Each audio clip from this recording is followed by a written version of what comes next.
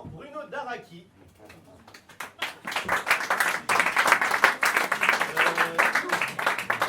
Et Lucia, sa chienne, il m'a demandé d'introduire son texte par une citation. Il m'a dit « Ah, ça c'est bien, c'est pour mon texte. » J'ai aucune idée ni du texte ni du rapport.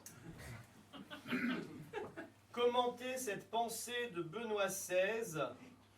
Péter dans l'ascenseur permet d'arriver seul au dernier étage.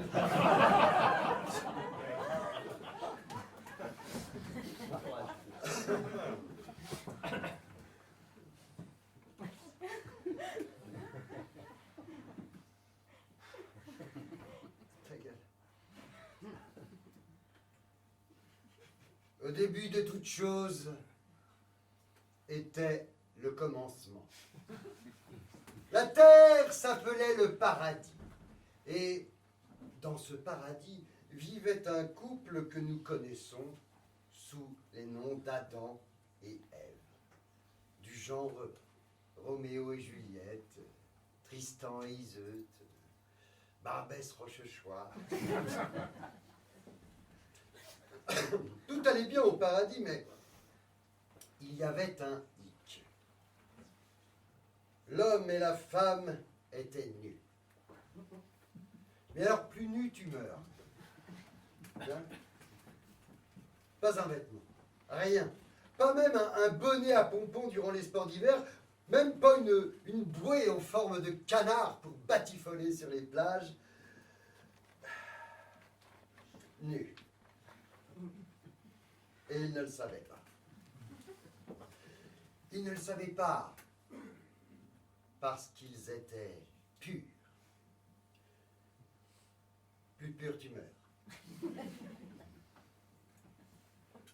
Ils étaient purs comme l'eau cristalline qui descend de la montagne aux premières lueurs d'avril.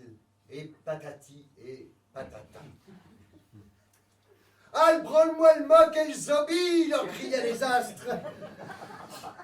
Mais ils restaient purs et quand on est pur, on ignore qu'on est nu. C'est pas pour me vanter, mais c'est comme ça, disait Papa Patahouette, le berger aux 1000 branches, qui changeait l'eau en flotte et le vin en pinard. C'était le bon temps. Un jour, un passant leur dit en araméen, « En vérité, je vous le dis. » J'étais sûr qu'il allait y avoir une réflexion à ce moment-là. Excusez-moi, c'est un renvoi. « En vérité, je vous le dis, vous êtes nus pour avoir croqué dans la pomme. »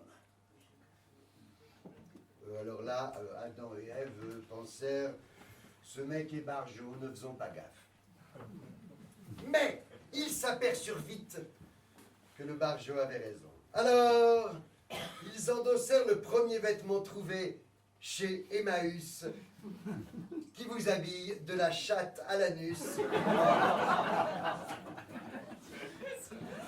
Comme il est dit dans la petite maison dans la prairie.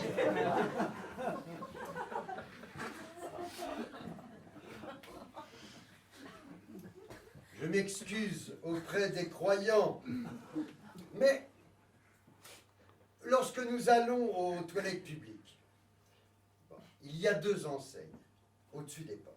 Une enseigne avec une robe et une enseigne avec un pantalon. Plus clair, tu meurs. À moins d'avoir appris à écrire par la méthode globale. Une porte avec une robe, disais-je, une autre porte avec un pantalon. Le contraire serait idiot, puisque ça l'est.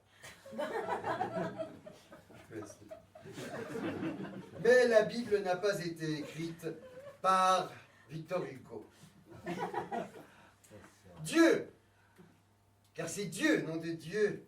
Dieu va plus loin dans ses préceptes. Écoutez ceci.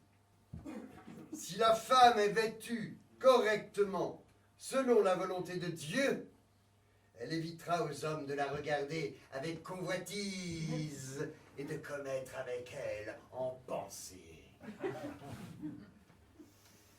Le port des pantalons par les femmes favorise cet état de choses. Et Comme l'adversaire de Dieu l'a déjà fait dans le jardin d'Éden avec Ève, il trompe de nouveau le monde par sa ruse dans les moyens de séduction. Le péché, le péché, le péché, tout est péché en ce bas monde, tourmenté par le démon.